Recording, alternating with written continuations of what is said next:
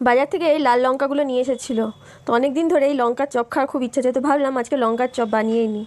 তো এখানে কতগুলো আলু সিদ্ধ করে রেখেছি, আর আলুটাকে ভালোভাবে হাত দিয়ে চটকে নেব।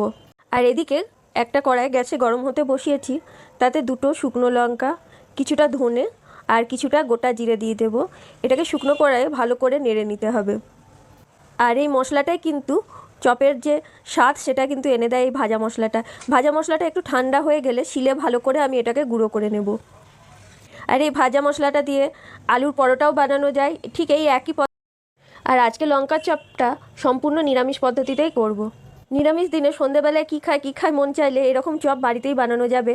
আর এইভাবে আপনি আলুর চপও বানাতে পারবেন। তো কড়াই প্রথমে তেলে কিছুটা জোয়ান ফোড়ন দিয়ে দিয়েছি, তারপর গ্রেট করে রাখা আদা দিয়ে দিয়েছি, তারপর কিছুটা কাঁচা লঙ্কা কুচি আর 1.5 খান মতো টমেটো কুচি দিয়েছি। এটাকে ভালো করে তেলে ভালো করে নেড়ে নেব। তারপর কিছুটা ধনেপাতা দিয়ে দেবো। আর এখানে ধনেপাতাটা অপশনাল। আর ঝাল যে যেমন খাবেন সেই অনুপাতে কাঁচা লঙ্কাও দিতে পারেন, আবার শুকনো লঙ্কাও দিতে পারেন। তারপর পরিমাণ মতো নুন দিয়ে দিলাম, কিছুটা হলুদ দিয়ে দিলাম, আর এখানে কিছুটা আমি সবজি মশলা দিয়ে দিয়েছি। এরপর মশলাটাকে ভালোভাবে আমি নাড়াচাড়া করে নেব। আর এই সবজি মশলা দিয়ে আলুর পরোটাও কিন্তু খুব ভালো হয়। এরপর যে আলুটা আমি সেদ্ধ করে রেখেছিলাম সেই আলুটা মশলার মধ্যে দিয়ে ভালোভাবে নাড়াচাড়া করে নেব। মশলাটা দিয়ে আলুটা ভালোভাবে নাড়াচাড়া হয়ে গেলে যে ভাজা মশলাটা আমি গুঁড়ো করে রেখেছিলাম কিছুটা পরিমাণ আমি আলুর মধ্যে দিয়ে দিলাম, আর কিছুটা পরিমাণ রেখে দিয়েছি। এরপর যে ব্যাটারটা বানাবো সেই ব্যাটারে সেই ভাজা মশলাটা আমি দেবো। এরপর মশলাটা দিয়ে আলুটাকে খুব ভালোভাবে নাড়াচাড়া করে নিতে হবে, যাতে পুরো আলুটার মধ্যে ভাজা মশলাটা ছড়িয়ে যায়। আমাদের আলুর পুরটা একদম কমপ্লিট হয়ে গেছে। এরপর আলুর পুরটাকে ঠান্ডা হতে দেব। আর লাল লঙ্কাগুলোকে ভালো করে ধুয়ে আমি জল ঝরিয়ে রেখেছি। এরপর লঙ্কাগুলোকে আমি মাঝ বরাবর চিড়ে নেব। এই লঙ্কাগুলোর ভিতরের যে বীজটা আছে সেই বীজগুলো কিন্তু সব বার করে ফেলতে হবে। লঙ্কার ভিতরের বীজগুলো কিন্তু একটাও রাখলে চলবে না। বীজগুলোর জন্য অনেক সময় লঙ্কাটা ঝাল লাগতে পারে। বীজগুলো যদি সব বের করে দেওয়া হয় তাহলে পরে লঙ্কার যে আমি চপটা বানাবো একদম ঝাল লাগবে না, আর খেতেও কিন্তু খুব ভালো হয়। আর খুব সাবধানে মাঝ বরাবর চিল লাগাতে হবে, যাতে একদিকেই কিন্তু লঙ্কাটা কাটা হয়। আর বীজগুলো কিন্তু সব আমি বের করে নিচ্ছি, কিছু কিন্তু বীজ এর মধ্যে রাখিনি। এরপর সব লঙ্কাগুলো একে একে এইভাবে পরিষ্কার করে নেব বীজ বার করে। লঙ্কাগুলো কিন্তু দেখতে বেশ ভালো লাগছে।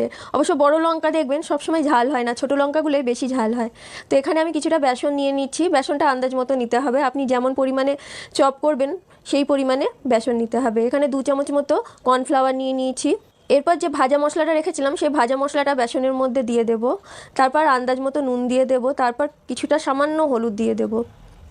এরপর সামান্য একটু আমি চিনি দিয়ে দেব, আর সামান্য একটু বেকিং সোডাও দিতে হবে। আর এখানে একটু কালো জিরে দিয়েছি আমি। এরপর বেসনটাকে খুব ভালোভাবে হাতে নেড়ে চেড়ে নেব শুকনোভাবে, আর সামান্য একটু বেকিং সোডা দিয়ে দিলাম। এরপর শুকনো বেসনটাকে ভালোভাবে নাড়াচাড়া করে নেব যাতে মশলাগুলো চারিধারে ছড়িয়ে যায়। তারপর অল্প অল্প করে জল দিয়ে আমি ব্যাটারটাকে বানিয়ে নেব। আর ব্যাটারটাকে খুব একটা ঘন বা খুব একটা পাতলা করলে চলবে না, একদম মিডিয়াম পর্যায়ে ব্যাটারটা তৈরি করতে হবে। ব্যাটারটাকে যত ভালোভাবে হাত দিয়ে ফেটিয়ে নেবেন তত সুন্দর কিন্তু চপগুলো হবে। আর আমাদের বেসনের ব্যাটারটা একদম রেডি হয়ে গেছে। এরপর আমাদের আলুর যে পুরটা করে রেখেছিলাম সেটা একদম ঠান্ডা হয়ে গেছে। এরপর লঙ্কাগুলোকে একে একে নিয়ে ভিতরে আলুর পুরগুলো ভরতে হবে। আর এই লঙ্কার চপগুলো কিন্তু খেতে খুব ভালো হয়। নিরামিষ দিনে যারা বাইরের খাবার খান না তারা কিন্তু বাড়িতে করে এটা খেতেই পারেন। আর এই লঙ্কার চপগুলো খেতে কিন্তু খুব ভালো হয়। এই লঙ্কার চপগুলোতে একটুও ঝাল থাকে না, যেহেতু ভিতরের বীজগুলো সব বের করে দেওয়া থাকে, ওই জন্য একদম ঝাল থাকে না। যেমন ক্যাপসিকাম খেতে লাগে ঠিক ওই রকম টাইপের। এইভাবে আমি অনেকগুলোই লঙ্কার পুর ভরা চপ রেডি করে নিয়েছি। এরপর আর কি তেলটাকে কড়াইয়ে গরম বসাতে দিতে হবে। আর আমি এখানে সাদা তেল ব্যবহার করেছি। আর লঙ্কার চপগুলোকে ভালো করে ব্যাটারে ডুবিয়ে নিয়ে এক এক করে তেলে ছেড়ে দিতে হবে। তো একবারে অনেকগুলো চপ ভাজা সম্ভব না, ওই জন্য আমি 2-3টে করে চপ কড়াইয়ে আমি ভেজেছি। আর চপ ভাজার সময় অবশ্যই খেয়াল রাখবেন গ্যাসের ফ্লেমটা মিডিয়াম রাখতে হবে। খুব বেশি হাই করে দিলে ভেতরটা খুব একটা ভালো ভাজা হবে না, খেতে কিন্তু খুব ভালো লাগবে না। এইভাবে অনেকগুলোই আমি লঙ্কার চপ ভেজে নিচ্ছি। আর সন্ধেবেলায় এইরকম গরম গরম চপ আর সঙ্গে চা খেতে কিন্তু খুব ভালো লাগবে। সেই সঙ্গে আমি কটা আলুর চপও ভেজে নিয়েছি। কিছুই না, সেই আলুর পুরটাকে চ্যাপটা চ্যাপটা করে নিয়ে বেসনের গোলায় ডুবিয়ে তেলে ভেজে নিয়েছি। আলুর চপগুলো খেতে কিন্তু খুব ভালো হয়েছিল। আর নিরামিষ দিনে বাড়িতে এইভাবে আলুর চপও বানিয়ে নিতে পারেন। আলুর চপগুলো খেতেও কিন্তু খুব ভালো হয়েছে। ওই একই পুর দিয়ে আবার আলুর পরোটাও বানানো যাবে। আর আমার আলুর চপটাও একদম ভাজা হয়ে গেছে। ওই একই পুর দিয়ে আলুর চপ, লঙ্কার চপ, আবার আলুর পরোটাও বানানো যাবে। তো বাড়িতে এইভাবে আপনিও বানিয়ে নিতে পারেন। আর চপগুলো খেতে কিন্তু খুব ভালো হয়েছিল।